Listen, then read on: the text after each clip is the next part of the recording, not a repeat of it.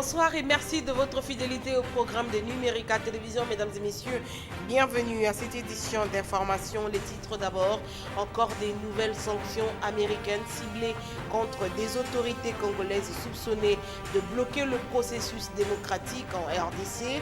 Le Congrès américain a écrit à Barack Obama pour lui demander de prendre des mesures. La nouvelle est tombée hier dans l'après-midi. Didier Moussete n'est plus directeur général de la LCTP. Il a été suspendu par la ministre du portefeuille, Louise Munga, pour mégestion. Affaire effondrement de l'immeuble dans la commune Kasavubu. Nous y reviendrons dans cette édition. Cette fois, on va faire parler des spécialistes. Des spécialistes d'abord reçus par le magazine Le Profondeur, présenté par Jean-Pierre Kivambi-Chintois. Ensuite, un géographe planificateur. Mesdames et messieurs, merci de votre fidélité à Numérica Télévision. Et vous avez raison. D'abord, cette information, encore des nouvelles sanctions américaines contre des autorités congolaises qui bloqueraient le processus démocratique en République démocratique du Congo. Le Congrès américain qui a écrit à Barack Obama pour lui demander de prendre ces mesures. Ces dignitaires congolais font tous partie de l'entourage du président Joseph Kabila, que les États-Unis soupçonnent de vouloir se maintenir au pouvoir par la force. Les éléments de preuve publiquement disponibles suggèrent que d'autres hauts fonctionnaires sont des cibles appropriées pour des sanctions américaines.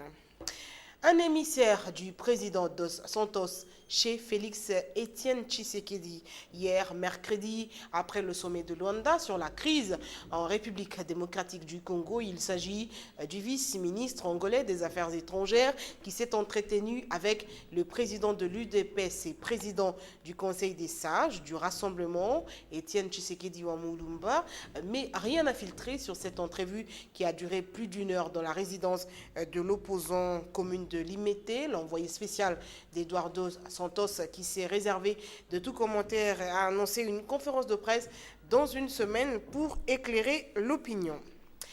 Rebondissement dans l'affaire BGFIBank. Le député national Henri Thomas Lokondo exige des explications au président de la Commission électorale nationale indépendante sur les allégations de tripatouillage du compte de la CENI à la BGFIBank. L'élu de Mbandaka estime qu'il n'est pas du tout normal que le monde parle de ce dossier, sauf les élus nationaux qui sont en principe les chefs de la CENI. Je vous propose ici de suivre Thomas Lokondo au micro de Eric Kalambay. Une motion d'information pour demander que le bureau, le président de la CENI puisse venir nous expliquer la situation que nous apprenons à gauche à droite, à travers la presse internationale, nationale, sur les mouvements de camp de la CENI qui sont logés à la banque BGFI, là, parce qu'il n'est pas normal. La CENI est sous notre tutelle. S'il y a des problèmes comme ça, au lieu qu'elle puisse répondre à travers la presse, elle peut même de son propre,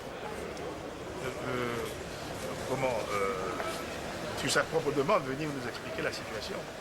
J'ai pensé qu'il fallait quand même, pour éviter qu'il y ait trop de reportages, qu'elle puisse venir nous fixer définitivement sur ce qui se passe exactement.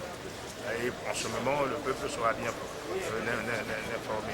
Le peuple congolais, évidemment, parce que vous savez, quand vous apprenez la RFI arrose partout. Ben, nous aussi, nous devons être informés. Le 19 décembre prochain, c'est la date de l'expiration du second et dernier mandat constitutionnel de Joseph Kabila.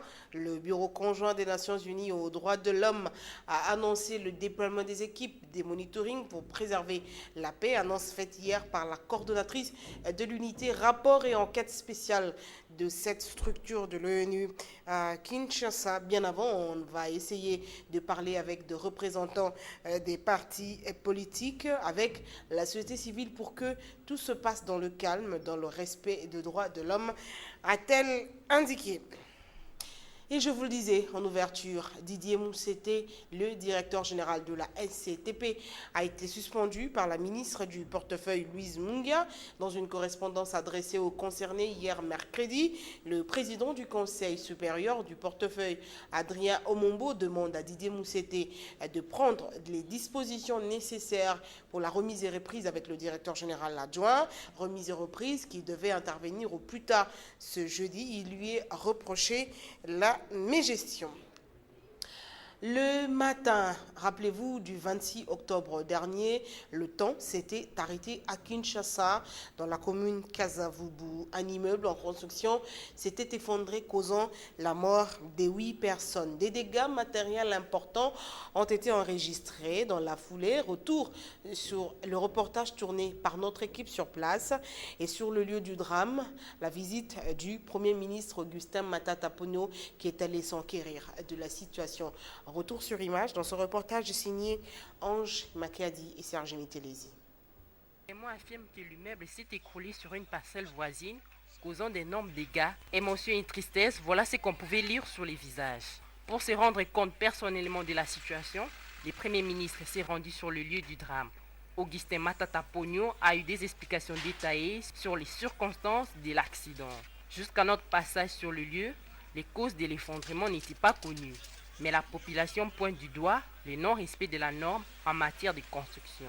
Comment se fait-il que l'immeuble Tozoyoka, qui est prévu pour 3 niveaux, mais nous apprenons que Kolonango à Lobiba qui est 4e et 5e, donc il immeuble 5 niveaux. Et Toza Musikate, Bisika Namsa Musaleza Pemeniawa, Toyoki Peke, Nenge Batongela qui yango et respecta qui ba norme te, ba utiliser ba barre de 6 ou les ba utiliser ceux qui ba 12, ceux qui ba 16, donc la norme est vraiment respectée. Et dans la minute où on nous parle de 11 morts. To confirmer na nous te yango tozoga mena misu na ngai na moni bibembe 4 déjà ezoleka.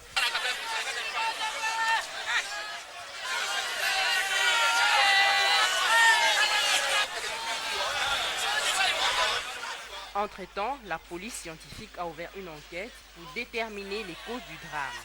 Pour rappel, c'est le 3e immeuble à s'affaisser à Kinshasa à l'espace de 5 ans après ceux de Barumbu et Kitambo.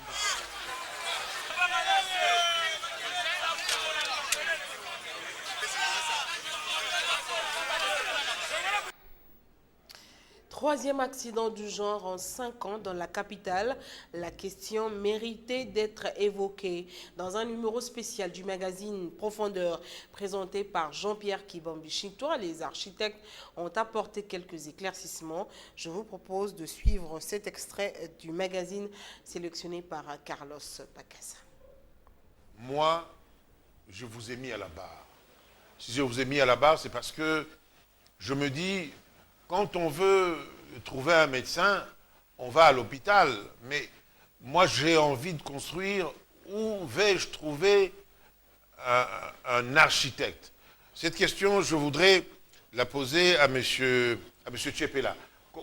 Comment je fais pour trouver un architecte si j'ai envie de construire? Très rapidement. Ce n'est pas très compliqué. Ça peut se passer par du bouche à l'oreille, parce qu'on dit que c'est un architecte de confiance. Donc vous allez voir un de vos amis qui a déjà travaillé avec un architecte qui peut vous en recommander un. Mais sinon, de façon tout à fait formelle, il faut s'adresser à la Société des architectes du Congo, qui a son siège vers la gare centrale, derrière l'immeuble ex-Sosacom. Monsieur Salomon Kitenge, j'ai envie de construire. Vous me comprenez? Qu'est-ce que je fais? Je veux dire, le premier acte que je devrais poser serait lequel? Ou devrait être lequel? Le premier acte, c'est-à-dire, vous voulez construire, vous devez être d'abord propriétaire d'un terrain. Donc, vous devez être propriétaire foncier. Au-delà de ça, vous devez avoir les documents requis pour être propriétaire d'un terrain. Parce qu'on ne peut pas donner un certificat d'enregistrement si le terrain est encore vide, mais vous devez avoir certains documents y afférents au niveau des affaires foncières où vous avez les titres, ou soit vous avez acheté les terrains, vous avez un acte de vente, et quitte à vous de vous amener avec vos documents auprès de l'architecte qui va les vérifier à son tour. Donc l'architecte peut m'aider aussi à la vérification de la véracité de mes documents. C'est exact. C'est-à-dire s'il y a des documents qui manquent, au départ, il pourra jouer le rôle d'architecte et conseil à ce niveau-là, pour que vous puissiez obtenir tous les documents nécessaires qui vous permettraient d'être en harmonie avec lui vis-à-vis de l'État. Et puis cette question posée à un géologue spécialisé dans la planification, quelles sont les personnes qualifiées auprès desquelles toute personne désireuse de construire doit se référer pour éviter de cas d'affaissement? Élément de réponse avec Roland Marat au micro de Serge Mitelesi. Vous arrivez dans un quartier ou dans une commune, vous allez trouver un building qui a des vérandas au-dessus de la place publique, en dehors même de la parcelle que le gouvernement a donnée.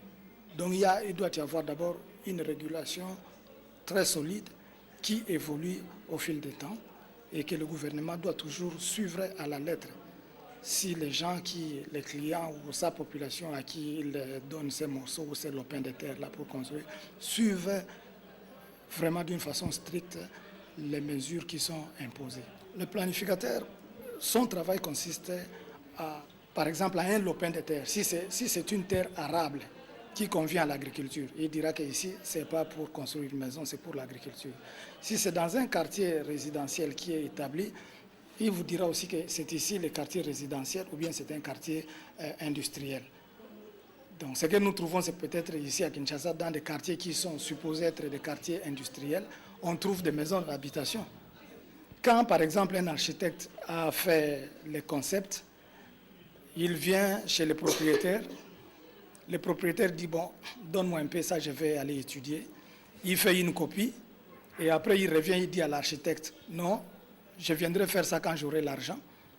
Dans l'entretemps, il regroupe une équipe qui va construire.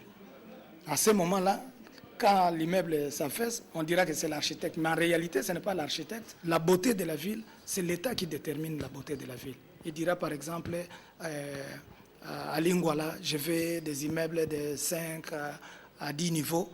Je ne peux pas trouver un immeuble de 20 ou 25. Alors, est-ce qu'ici c'est le cas? Parce que je trouve que c'est un mix de tout.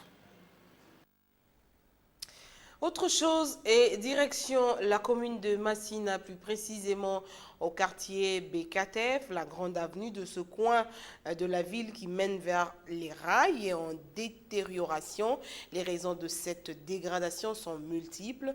L'abondance des pluies qui s'abattent sur la ville et les travaux de modernisation non finalisés de la voie moto et autres véhicules n'ont pas de difficulté pour affronter les eaux stagnantes, mais les piétons, eux, se plaignent. Michel Kerekere, Giresse Chimanga sont passés par là. Les eaux des pluies ont trouvé leur point de chute au quartier Bekatef à Massina. C'est sur l'avenue Bekatef où se concentre l'inondation. Le petit lac ne favorise plus une bonne circulation aux passants. L'accumulation et le redoublement des pluies diluviennes laissent craindre encore une profusion de la boue.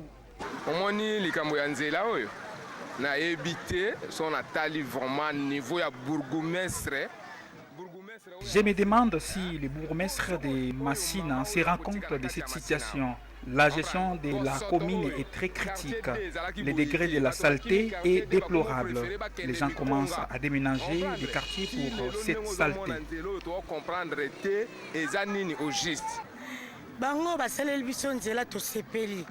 Ils ont tenté de moderniser cette avenue et l'idée nous avait emballés, mais ils n'ont pas pu achever leurs travaux.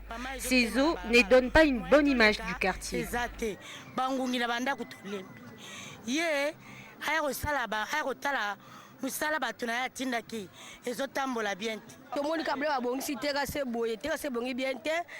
Les caniveaux sont inachevés. Ils avaient promis de faire de cette avenue une route bitumée, comme on le voit à Njili avec l'avenue Kimbuta. Mais la promesse est restée lettre morte.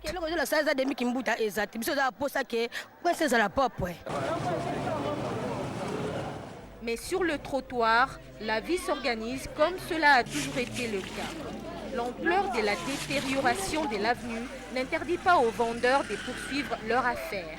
On vend tout ici, beaucoup plus les aliments. Jusque-là, tout le monde a son prince. Cette boue est là car ils avaient promis de mettre en place un marché moderne. Ils ont laissé ce petit caniveau. Comment voulez-vous que nous ne puissions plus vendre sur la voie aussi longtemps qu'on ne nous a pas montré le marché moderne tant attendu?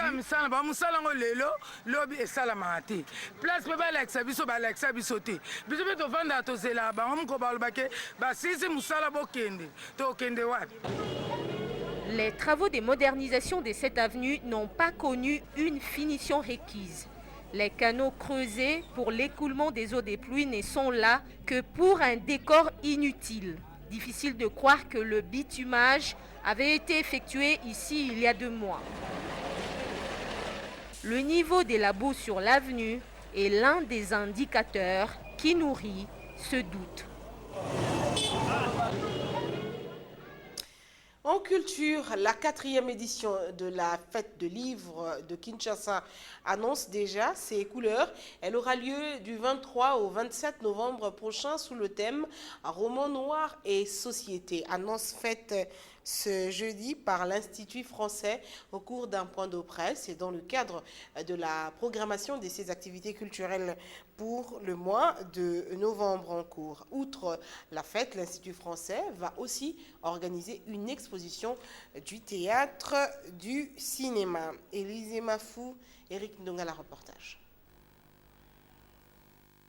La 4e édition de la fête du livre donne une nouvelle fois l'occasion de mettre en avant la richesse de la littérature congolaise.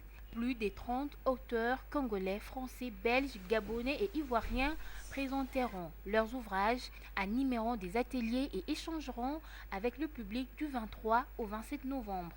En cette fin d'année, nous avons un temps fort qui s'appelle la fête du livre et qui se tiendra du 23 au 24 novembre, du 23 au 27 novembre, pardon. Et donc partout ici à l'Institut français, mais également dans des espaces partenaires, je pense à l'espace Bilembo, à l'espace Massolo, à l'Académie des Beaux-Arts, lycée belge, lycée français et également des écoles congolaises. La danse aura une place à part avec le spectacle que livra l'association Sidance, un spectacle qui associe la danse et le message de prévention contre les virus du sida. Le spectacle sera présenté le 1er décembre à l'occasion de la journée de lutte contre le sida. Sidance, ça veut dire dansons contre le sida. Dansons contre le sida, c'est un concours de danse pour sensibiliser la jeunesse quinoise sur la lutte contre le sida. Très chère Mathilde, une nouvelle pièce de théâtre de la compagnie Les Tarmacs des auteurs sera à l'affiche. On retrouvera également l'expo Au-delà de l'extrême. Enfin, le 2 festival du film coréen et suédois.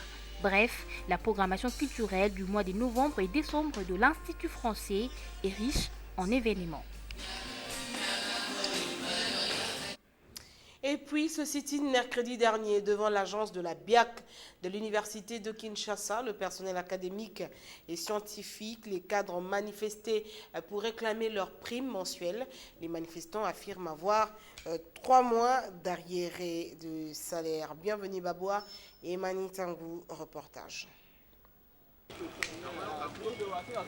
Pneus brûlés, route barricadée, c'est le spectacle vécu ce mercredi devant les bureaux de la BIAC de l'Université de Kinshasa. Les cadres scientifiques, le personnel académique, administratif, technique et ouvrier de l'UNIKIN, tous réclament leurs primes qu'ils n'ont pas touchées depuis bientôt 3 mois.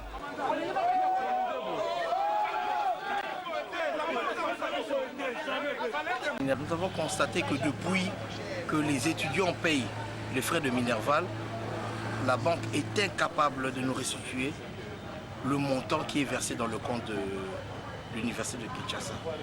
Alors, plusieurs fois, à plusieurs reprises, la banque nous a promis que non, elle allait nous restituer le montant. Mais, à notre surprise, on nous dit que dans notre compte, il n'y a rien. C'est comme ça que nous exigeons à la Banque centrale, qui aujourd'hui, l'organe de tutelle de la BIAC de faire un effort de pouvoir nous restituer le montant que les étudiants ont versé. Parce que là, nous constatons qu'il y a eu un détournement. Nous sommes là en train juste de rappeler à ce que les histoires marchent en ordre.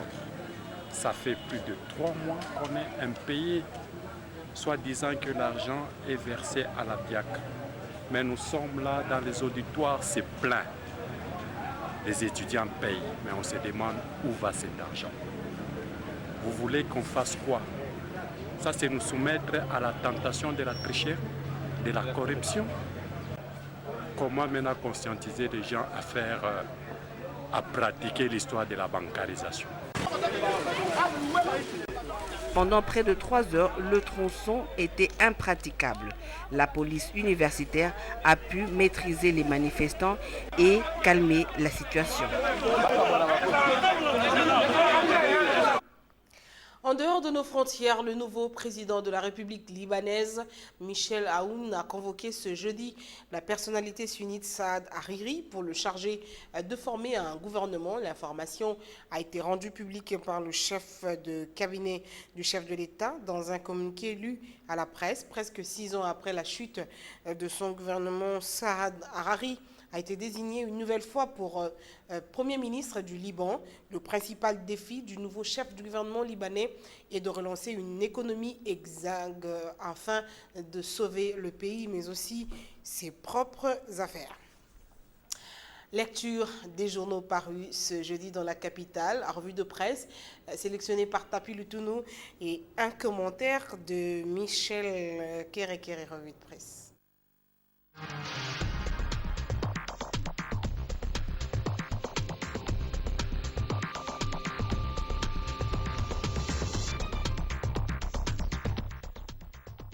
Ouvrons cette revue de presse par les dossiers BGFI-Bank CENI.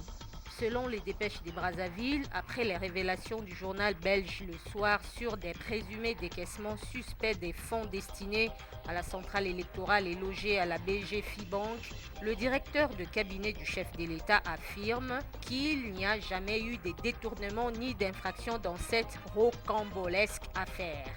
Pour le président de l'organe chargé d'organiser les élections en République démocratique du Congo, les décaissements opérés sur les comptes de la CENI n'avaient rien de suspect car connus de la questure de son institution.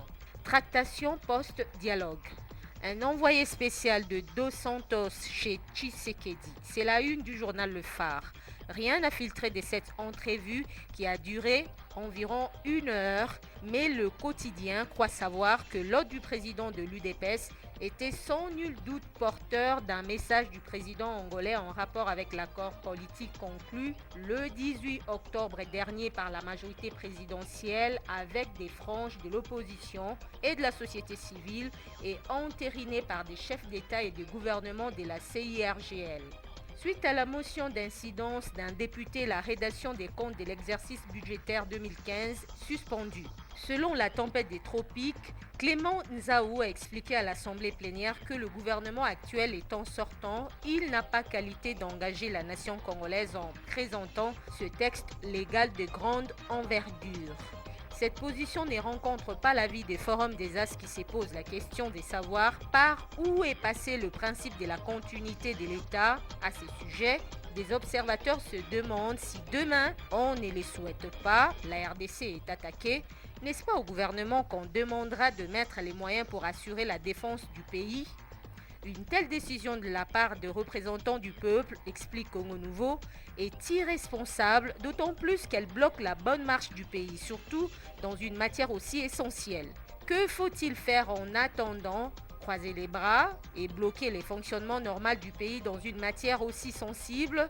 C'est apparemment l'option surprenante que Minakou et certains députés ont levée, conclut le journal.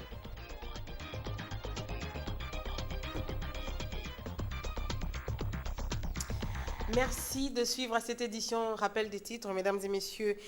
Demain, vous suivrez à 13h Jefté Kitita, à 19h Michel Kérékéré. Retenez que encore des nouvelles sanctions américaines ciblées contre les autorités congolaises soupçonnées de bloquer le processus démocratique en République démocratique du Congo. Le Congrès américain a écrit à Barack Obama, le président, pour lui demander de prendre ces mesures. La nouvelle est tombée hier mercredi dans l'après-midi. Didier Mousseté n'est plus le directeur général de la SCPT.